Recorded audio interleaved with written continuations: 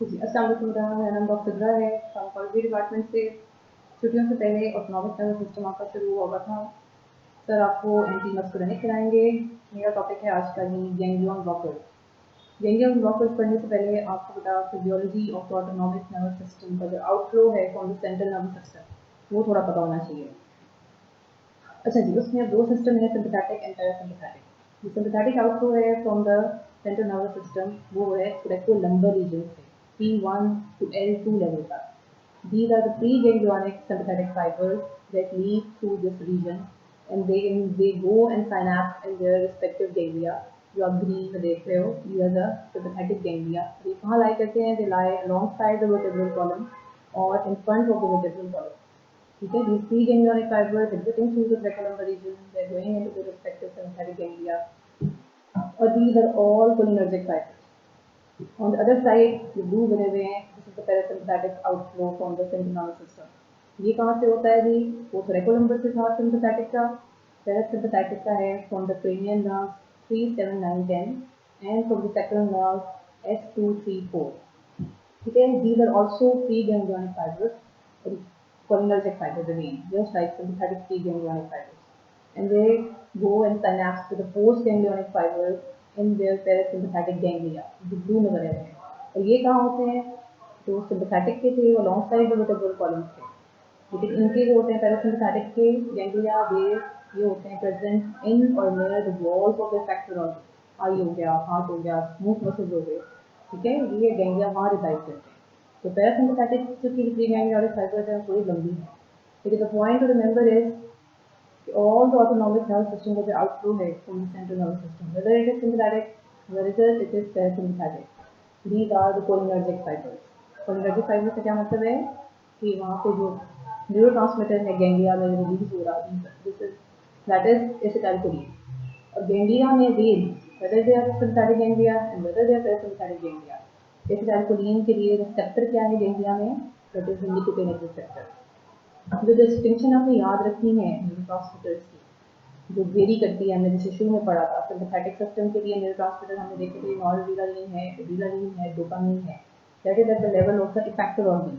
Post ganglionic fibres के neurotransmitter different है sympathetic के लिए, पैरासिम्पैथेटिक के लिए। पैरासिम्पैथेटिक के इफेक्टर ऑर्गन से एसिटाइलकोलिन रिलीज होता है, सिम्पैथेटिक जो इफेक्टर ऑर्गन हैं या पोस्ट गैंग्लियोनिक नर्व एंडिंग्स हैं वहाँ पे नॉरएड्रेनालिन, एड्रेनालिन और डोपामिन रिलीज होता है।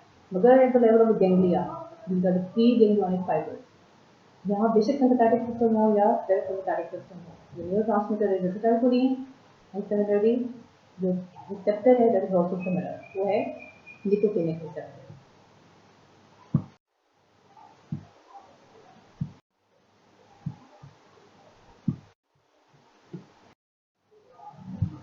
अच्छा जी, अब प्रोएक्टिव गैंग्लियन ब्लॉकर बेसिकली बेटा हमने निकोटिनिक रिसेप्टर को ब्लॉक करना है। इसके लिए हम देखेंगे आगे दो सब ग्रुप्स हैं, they are depolarising nicotinic antagonist and they are non depolarising nicotinic antagonist, they are ganglion blockers. उससे पहले you should know a bit about the nicotine ion channel के बारे में, आयन निकोटिनिक रिसेप्टर के बारे में, उसका स्ट्रक्चर क्या है नेक्स्ट स्लाइड में देखते हैं। अच्छा, अ bit about the nicotine receptor now बेटा आपको बताना चाहिए कि दिस इज हमने देखा है कि जो एसिटाइलकोलिन है उसके दो सब रिसेप्टर्स हैं, दो सब टाइप ऑफ रिसेप्टर्स हैं। वन आर मस्कुलिनिक रिसेप्टर्स वो क्या होते हैं इन द इफेक्टर ऑर्गन, आई स्मूथ मसल, साइनोइट्रियल नोड वगैरह। एंड जो निकोटिनिक रिसेप्टर हैं उनकी भी आगे दो सब टाइप्स हैं, एक है जी जो आपके स्केलेटल में मस्कुलर जंक्शन में होते हैं और एक जो हम पढ़ने लगे हैं रिसेप्टर इन द गैंग्लिया। तो both sub types of nicotine receptor जो है as compare to the muscarinic receptor बिल्कुल G-protein coupled होते हैं। ये जो निकोटिनिक रिसेप्टर हैं these are ligand gated ion channels, ठीक है, they are present in the plasma membrane and they are composed of 5 subunits, 2 alpha, 1 beta, 1 gamma and 1 delta। अब इनकी एक्टिवेशन कैसे होती है हम नेक्स्ट स्लाइड में देखें, ठीक है। अब इसके तहत बहुत 2 agonist binding sites, एसिटाइलकोलिन आपको इसमें नजर आ रहे हैं डायग्राम, 2 agonist binding sites है। Once the agonist comes and attaches to these sites, this ion channel opens and is permeable to the cations। कौन से cations के लिए permeable है? सोडियम के लिए, पोटेशियम के लिए, primarily and कैल्शियम, ठीक है। तो we should know the structure of the nicotine receptor, ये आपको आ जाता होता है autonomic nervous system के introductory chapter में भी ऐसे की है. You should be able to draw it. You should know the permeabilities के agonist binding sites क्या हैं, 5 subunits क्या हैं और इसकी opening से कौन से ions permeability बढ़ती है.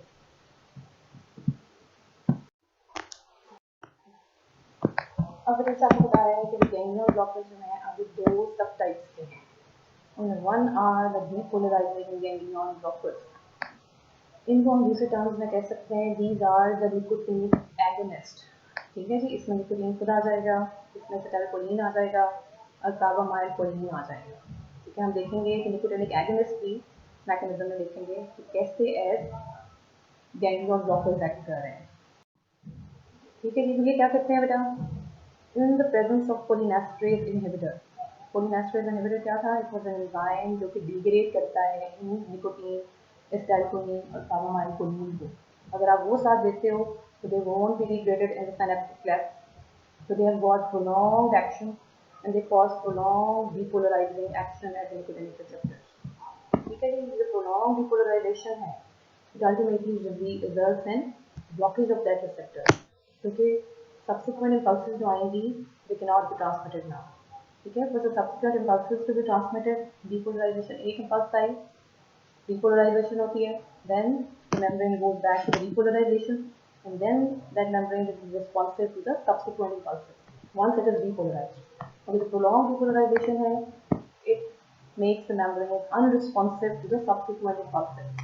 ठीक है, prolonged depolarization anywhere in the system जो है produces a type of blockade known as depolarizing blockade. So even agonist जो है आप in certain conditions like आप ऐसे एंजाइम साथ दे रहे हो, कोलिनेस्टरेज इनहिबिटर साथ दे रहे हैं, वो डिग्रेड ही ना हो synaptic cleft, so even they can produce a blockage known as depolarizing blockage. Okay, so this is the first subgroup of the ganglion blockers. These are the nicotinic agonists कह रहे हैं, even they can cause blockage. अच्छा जी, फिर बेटा हमारे पास है this is the second group of ganglion blockers. These are the pure nicotinic antagonists. ठीक है, they competitively act करते हैं and they compete with the agonist for the nicotinic sites in the ganglia. ठीक है, nicotinic receptors के लिए compete करते हैं with agonist. इनमें हमारे पास बहुत से amines हैं. These are the secondary amine, mecamyl amine, quaternary amine है, hexamethionine. So you should know a bit about the amines की definition आपको आनी चाहिए. ये आपको throughout the autonomic nervous system MCQ questions में पूछ देते हैं क्योंकि आपको ये जनरल में पढ़ा हुआ है कि एमाइंस में क्या डिफरेंस है. सेकेंडरी एमाइंस हैं या टर्शियरी एमाइंस हैं, they are lipid soluble. They can change their solubility according to the pH and they are lipid soluble.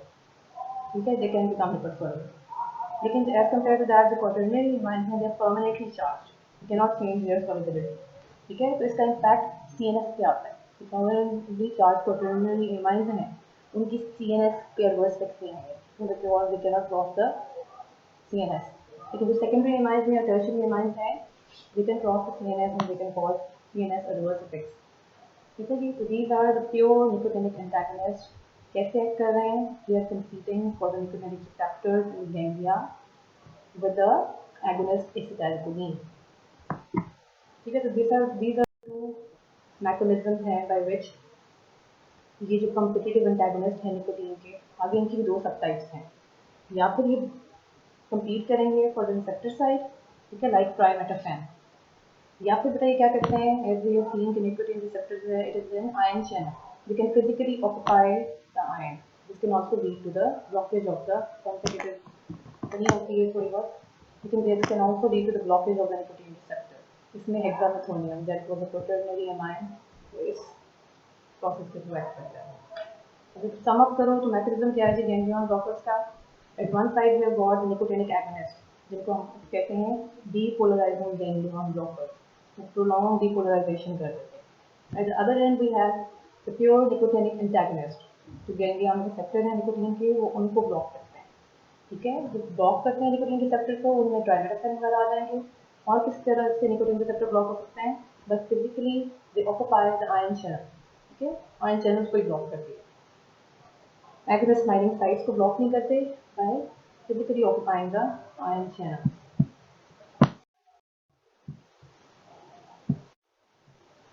अच्छा जी, a bit about their pharmacokinetics, ये देते कैसे हैं, ठीक है, इनकी लिपिड solubility क्या है, वगैरह वगैरह। इनमें से जो बता रहे हैं चीज़ है, एक तो ये है आपको एमाइन्स पहले बता दिया, you should no which of one of them is secondary amine, this is mecamylamine, which one of them is a quaternary amine, that is hexamethonium। Secondary amine का फ़ायदा क्या होगा, एज दे लिपिड सॉल्युबल तो उनकी absorption community better है as compare to quaternary amines। ठीक है जी। इसके अलावा ट्राइमेटाफेन है, ये इनएक्टिव है ओनली, इसको हम कैसे देखते हैं, थ्रू आईवी इन्फ्यूजन देखते हैं, and it is a short acting ganglion blocker. अब प्रैक्टिकली ये दो ही थोड़ा बहुत यूज रह गया है, इसलिए इनकी काइनेटिक्स आपको पता हो, बाकी उनकी नहीं भी पता होगी तो गुजारा हो जाएगा। जी, अब है इनके गैंग्लियन ब्लॉकर्स के organ system effect.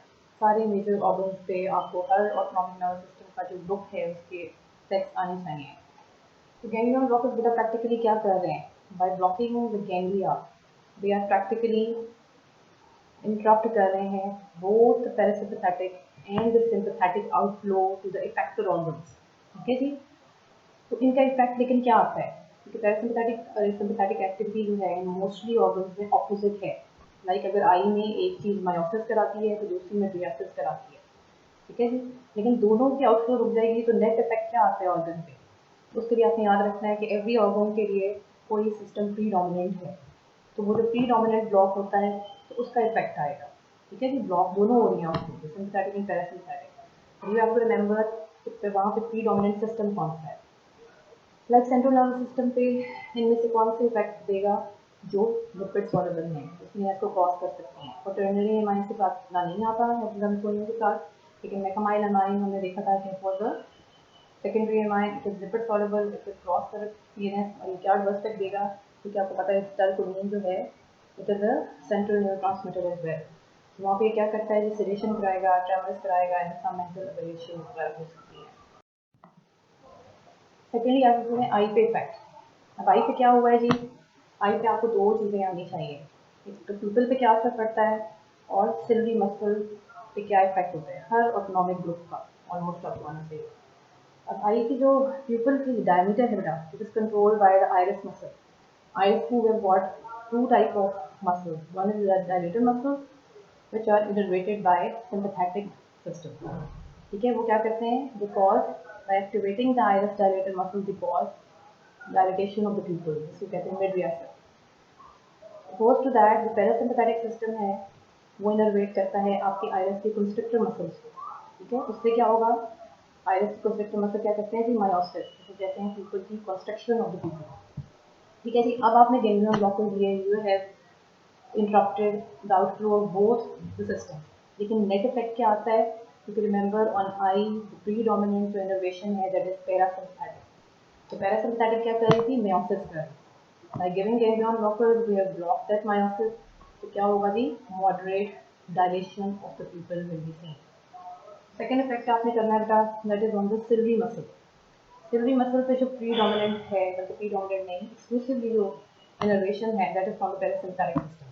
Cilia muscle receives no innervation from the sympathetic system। Parasympathetic क्या करता है cilia muscle को, इसको contract कराता है, that leads to the spasm of accommodation। वो क्या होता है, the accommodation of the lens for near vision, it can accommodate। ठीक है जी। तो जब भी ब्लॉक कर देते हैं हम parasympathetic mediated Silvi muscle contraction से क्या होता है, इसको कहते हैं साइक्लोप्लीजिया। it leads to what, loss of accommodation। loss of accommodation क्या है, your lens cannot accommodate now when it is seeing for near vision। तो उससे क्या होगा, जब करीब देखोगे it can lead to blurring of vision। ठीक है जी। तो नेट इफेक्ट ऑन द आई जो है by giving ganglion blockers, that is क्योंकि आई के सिस्टम पैरासिम्पैथेटिक डोमिनेंस है वो ब्लॉक हो जाएगी, तो it will lead to moderate dilation and cycloplegia कह लो, लॉस ऑफ अकोमोडेशन कह लो, या ब्लरिंग ऑफ विजन कह लो। इसी तरह है जी cardiovascular system. Again cardiovascular system की जो डोमिनेंस है बेटा हार्ट पे, हार्ट पे दो चीज़ें हैं जो आपने मिनिमम आपको आनी चाहिए हर ऑटोनॉमिक ड्रग का एक्शन। एक है जी हार्ट रेट, एक है उसकी फोर्स ऑफ कंट्रैक्शन। जो हार्ट रेट है हमारा that is predominantly under parasympathetic control. ठीक है, साइनोइट्रियल नोड से जहाँ से हमारी ये हार्ट रेट इनिशिएट करता है that is dominated by the parasympathetic nervous system. तो क्या करता है जी पैरासिम्पैथेटिक नर्वस सिस्टम, साइनोइट्रियल नोड को ब्रेडिकार्डिया कराता है। तो उसको आप ब्लॉक करोगे तो क्या होगा, तो गैंग्लियन ब्लॉकर्स मॉडरेट टैकीकार्डिया होगा। ठीक है, इसके लेकिन जो आपकी कॉन्ट्रैक्टिलिटी है, the force of contraction that is predominantly under sympathetic control. Sympathetic system क्या करता है, आपके हार्ट को स्टिमुलेट करता है। ठीक है, वो फोर्स ऑफ कॉन्ट्रैक्शन बढ़ाता है। तो गैंग्लियन ब्लॉकर्स होगी तो फोर्स ऑफ कॉन्ट्रैक्शन क्या होगा, इट विल बी डिमिनिश्ड। ठीक है जी। इसी तरह अगर आपके ब्लड वेसल्स हैं, अगेन यहाँ पे हमारी डोमिनेंस है सिंपैथेटिक सिस्टम की। ठीक है, वो रिसीव ही करते हैं चीफली वेलो constructor fibres from the sympathetic system. Sympathetic system क्या करते हैं, आपकी वेसल्स को वेलो कंस्ट्रिक्ट कराता है, पेरिफेरल रेजिस्टेंस बढ़ाता है, ब्लड प्रेशर बढ़ाता है। तो अब उसको ब्लॉक कर दोगे तो क्या होगा जी, there will be mass vasodilation. ठीक है जी, और ब्लड प्रेशर विल फॉल। खासतौर पे ऑर्थोस्टेटिक हाइपोटेंशन जो है वो बहुत मास होता है उनके साथ। Again, in the cardiovascular system, you have to remember which system is dominant, the vessels, and for the force of contraction, this is the sympathetic dominance. वो ब्लॉक करोगे तो vasodilation, fall in blood pressure, and diminished contractility. और on the notes पे क्या है, heart rate जहाँ से आपका ओरिजिनेट हो रहा है, that is the parasympathetic dominance. वो क्या कराती है, आपकी ब्रेडिकार्डिया कराती है। तो आप गैंग्लियन ब्लॉकर्स जो वो ब्लॉक करोगे तो क्या होगा, there will be moderate tachycardia. अच्छा जी, अब इनका इफेक्ट है गैंग्लियन ब्लॉकर्स का ऑन द स्मूथ मसल्स पे। इसमें आपको जीआईटी ट्रैक आ जाएगा, आपका जेनिटो यूरिनरी सिस्टम आ जाएगा। ठीक है, तो यू हैव टू रिमेंबर कि आपके जीआईटी के लिए इन सब स्मूथ मसल्स के लिए, आपके यूरिनरी सिस्टम के लिए, आपके इवन रेस्पिरेटरी ट्रैक के लिए द प्रीडोमिनेंट इनोवेशन जो है दैट इज पैरासिम्पैथेटिक। पैरासिम्पैथेटिक क्या करती है स्मूथ मसल्स को, इधर it stimulates the contraction of the GIT tract, of the urinary muscles. ठीक है जी, और आपके ब्रोंकियल क्लीनिंग, साथ साथ स्टिमुलेट द सिक्रीशन। तो जब आप ये ब्लॉक करोगे थ्रू गैंग्लियन ब्लॉकर्स, इन जगहों पे नेट इफेक्ट क्या आएगा, पैरासिम्पैथेटिक ब्लॉकेज का on your smooth muscles. GIT में क्या होगा, देयर विल बी कॉन्स्टिपेशन। आपके यूरिनरी सिस्टम में क्या होगा, it will precipitate urinary retention, या कह लो हेजिटेंसी इन यूरिनेशन। ठीक है जी। फिर आपको बेटा पता होगा इनका effect on sexual function. Sympathetic and parasympathetic system है, they're involve in erection and ejaculation. तो ये दोनों इम्पेयर हो जाएंगे बाय गिविंग गैंग्लियन ब्लॉकर्स, तो सेक्सुअल फंक्शन भी इम्पेयर होगा। देन ऑन द स्वेटिंग, जो आपकी स्वेटिंग है, these are this is controlled by the sympathetic cholinergic fibers। क्या मतलब है कि they are sympathetic fibers but they are cholinergic, जहाँ पे न्यूरोट्रांसमीटर एसिटाइलकोलिन है। तो by giving the ganglion blockers आपकी स्वेटिंग भी इम्पेयर होती है। आपको नेट इफेक्ट पता हो, हर ऑटोनॉमिक ग्रुप में ऑलमोस्ट आपने करने हैं। सीएनएस पे इफेक्ट, आई पे इफेक्ट, कार्डियोवैस्कुलर सिस्टम में आपके वेसल्स पे और हार्ट पे इफेक्ट, और आपके स्मूथ मसल्स में टीआईटी पे, रेस्पिरेटरी ट्रैक पे, आपके जेनिटो यूरिनरी सिस्टम पे, आपके स्वेटिंग पे। ठीक है जी। अब इसमें गैंग्लियन ब्लॉकर्स जिस तरह के पॉइंट आपने याद रखना है, आपको remember the dominant system, it varies in every organ. Dominance parasympathetic कहाँ पे थी बेटा, आई में, आपकी हार्ट रेट के लिए साइनोइट्रियल नोड पे, और आपके सारे स्मूथ मसल्स जीआईटी के, जेनिटो यूरिनरी सिस्टम के, these are under parasympathetic dominance है वहाँ। ठीक है, तो सिम्पैथेटिक डोमिनेंस जनरली मोस्टली सिर्फ आपके हैं वेसल्स के लिए और आपके फोर्स ऑफ कॉन्ट्रैक्शन के लिए। ठीक है, उसको अकॉर्डिंगली याद करो, एगोनिस्ट इफेक्ट क्या है, उनको ब्लॉक करके इफेक्ट क्या है। तो एक और इम्पॉर्टेंट इनका है इफेक्ट गैंग्लियन ब्लॉकर्स का, that is response to other autonomic drugs. वो आपको याद रखना है कि उनको कुछ नहीं होगा। ठीक है जी, आप अल्फा एगोनिस्ट दो, अल्फा ब्लॉकर्स दो, बीटा एगोनिस्ट दो, बीटा ब्लॉकर्स दो, क्योंकि ये सारे रिसेप्टर्स कहाँ पे हैं, मस्कुलिनिक एगोनिस्ट दो, मस्कुलिनिक एंटागोनिस्ट दो, वो सारे इंटैक्ट हैं, क्योंकि ये तो गैंग्लिया में है जहाँ हम ब्लॉक कर रहे हैं। ये सारे रिसेप्टर इफेक्टिव ऑर्गन्स में हैं। ठीक है, दे आर ऑल इंटैक्ट, उनकी सबकी रिस्पॉन्स इंटैक्ट रहेगा। बल्कि होता क्या है, इन the presence of ganglion blockers, in effective organs पे जो इनका असल इफेक्ट है ड्रग्स का, वो ज़्यादा एग्जेजरेट हो जाता है। ठीक है जी, क्योंकि कुछ कंडीशंस में आपसे होता है कि आप देते हो, जैसे डायरेक्ट वेसोडाइलेटर देते हो। ठीक है, अल्फा ब्लॉकर्स हैं आपके वेसोडाइलेटर और बहुत सारे और ड्रग्स हैं, तो उनके साथ रिफ्लेक्स रिस्पॉन्सेज आते हैं on the heart rate to maintain the blood pressure. लेकिन in the presence of ganglion blockers, इन ड्रग्स की जो रिफ्लेक्स रिस्पॉन्सेज हैं वो नहीं आते। ठीक है, और उनके जो अपने इफेक्ट हैं ऑन दीज पेरिफेरल रिसेप्टर्स, वो हम ज़्यादा अच्छी तरह डिटर्मिन कर सकते हैं। सो रिमेंबर, इनके साथ रिफ्लेक्स रिस्पॉन्सेज नहीं आएंगे। अभी आप पढ़ोगे बहुत सी ग्रुप्स वेसोडाइलेटर्स पढ़ोगे, whole group of vasodilators, direct vasodilators हैं उनके साथ क्या होता है, there is marked reflex tachycardia. ठीक है, ब्लड प्रेशर बहुत ड्रॉप करता है वेजोडाइलेशन से। तो ब्लड बॉडी मेंटेन रखने के लिए ब्लड प्रेशर क्या करती है, हार्ट को स्टिमुलेट करती है। Reflex tachycardia is marked adverse effect है ऑफ डायरेक्ट वेजोडाइलेटर्स। लेकिन जब हम गैंग्लियन ब्लॉकर देते हैं, ठीक है, तो वेजोडाइलेशन बेशक हो, आपको रिफ्लेक्स टैकिकार्डिया नहीं आता। उनके अपने इफेक्ट्स ही आते हैं, रिफ्लेक्स रिस्पॉन्सेज आर अबॉलिश्ड क्योंकि they are mediated through the ganglia, that's why. ये एक इंपॉर्टेंट एमसीक्यू पॉइंट भी है जो आपसे पूछ सकते हैं।